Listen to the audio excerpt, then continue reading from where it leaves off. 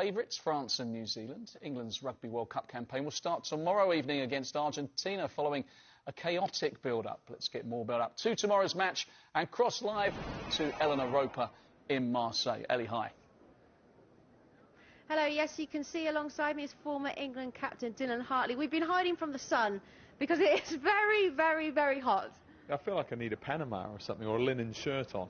No, it's really hot here. Atmosphere's building in Marseille, simmering away nicely. Rugby shirts filling up the town. Fantastic. Yeah, we've seen quite a few fans, haven't we? Let's start by talking about the team then that Steve Borthwick has picked for Argentina tomorrow. What have you made of the side that he's chosen? Really, there was two sort of notable inclusions for me. Dan Cole returning to tight head. The wily old Dan Cole. It almost made me think I should bring my boots out as well. But no, he's gone for tried, tested experience, and I think that's a nod of respect to Argentina, sort of threat that they pose up front, especially at scrum time set piece. And I think going back to a tried and tested experience head and Dan Cole to kind of get parity and ultimately dominance up front is key to beating Argentina. And then the other notable inclusion, I know you caught up with Alex Mitchell, huge fan of what he does at Northampton, and initially left out of the squad. So really exciting and great story of just sticking in there, a bit of perseverance, and poor old Jack Van Portfleet misses out through injury, but Alex gets a chance today. And we haven't seen much of Alex Mitchell, and I think he's one of these players that is really instinctive. He's not as old as Danny Kerr and Ben Youngs or as experienced, so he plays to his own beat, I suppose, whereas other guys are really kind of structured and they've been around a while, they know what they've got to do, whereas Alex is a bit greener, I suppose, but that's also very exciting for me. So happy to see him play, and I think he can kind of give that sort of tempo that England needs to be successful in attack. I mean, you mentioned the tempo there. We know he brings some pace, doesn't he? But, I mean, it's a big call, do you think, to pick him above the likes of Ben Youngs and Danny Kerr? I think maybe a surprise to some fans. Yeah, I think for such an important game, right? This game, for me, is an opportunity for England to, I suppose, forget about the last month. It's been disjointed and a bit clunky, haven't seen a performance, and propel themselves forward into the tournament as the ultimate sort of dark horses, which I think is really exciting. But it's a really bold call by Steve Borthwick to go with such an inexperienced guy. But if you look around him, there's plenty of experience in the team, and I think if he just goes out and he's brilliant at the basics, he executes his role to such a high level.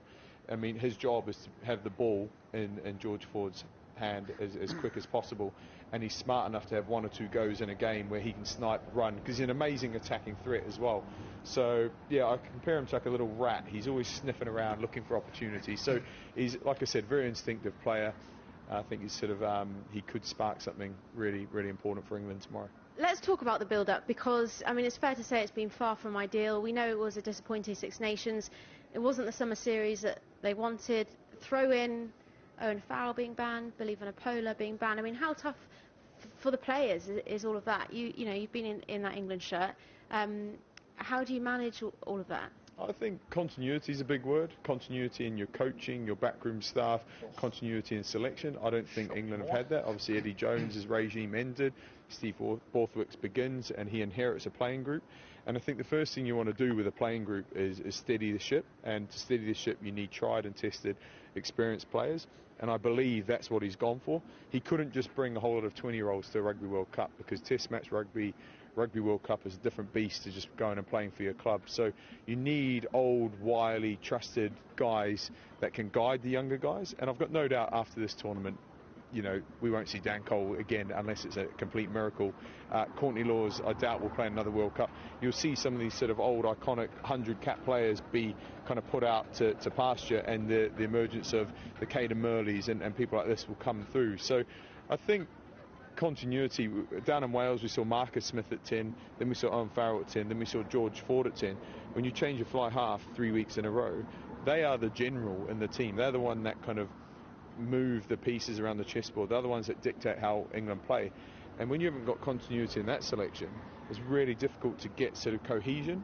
And I think the silver lining of Owen Farrell being banned is that George Ford has had 2 games in the shirt now. He's had a fortnight being the key voice on the training park, and going into this game he gets the 3rd game at 10. So I'm hoping that there's enough, I know there's enough experience in this squad for England, when they click, when they get cohesive, when they're more aligned in what they're trying to achieve, and when they're more accurate on those basics, they're still a proper team to contend with. And I think if they can get through Argentina, they've got a few weeks to build towards knockout rugby. Like I said, the darkest of horses at the moment, but hopeful, very hopeful. I'm still hopeful.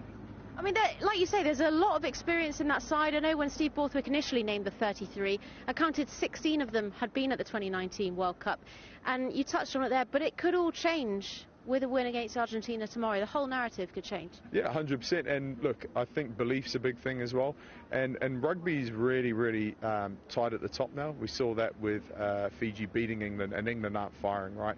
But the All Blacks coming into this tournament, for me, were probably, with Ireland, firm favourites, and then, you know, with one red card, South Africa go and put 30 points on them, and it just shows now the game is that tight at the top. Everyone's playing really similar style. Some teams are doing it, you know, better to a higher level, far more efficient in what they do, and I think you chuck red cards in or injuries in key positions, it can change the whole dynamic of the game. So I truly believe, look, there's probably 8 teams on their day can all beat each other, so it's going to be really open, really competitive. And if you look at the draw, you know, you've got the top 5 teams in the world with Ireland, South Africa, France, New Zealand, Scotland. They're all going to cannibalise each other at one point. Only 2 of those teams can go through, whereas on the England side of the draw, which is why I'm really hopeful, objectively you look at it, there is a pathway for them to get to knockout rugby, but by the time they get there, they've got the experience, and I hope they click, they get that cohesion, and then they start performing. So, yeah, optimistic. I know you're out here drumming up support for England, urging everyone to get behind them. We've got to ask you, while you're here, final question, who's your pick of the tournament? What for? Like, to win the thing? To win. Who do you think is going to win the Rugby World Cup? Okay, I think it's going to be France or South Africa. And I just want to say to England fans, look, I've been in Paris this week, and I've been in Marseille with O2, and we've been talking to a lot of the supporters, and there's so many white shirts here, there's so many red roses here. People want to get behind the team, and it's just, they're so supportive, but they need something to get their teeth into, right? They need that foundation. I think England have that opportunity this weekend to get to the tournament, and I know the support will be there for them. Thank you very much, Dylan. First up, though, France-New Zealand tonight. Not asked you about that. I think we've got a hand back. Quickly tell us who you think is going to win that one. France. OK, thank you very much. Dylan Hartley here in Marseille, urging everyone to get behind the England fans as they take on Argentina tomorrow in their World Cup opener. Thank you, Dylan. Thank you. Thanks, Ellie. So as Ellie just mentioned, France taking on 3-time champions New Zealand tonight at the Stade de France. Let's head to Paris now.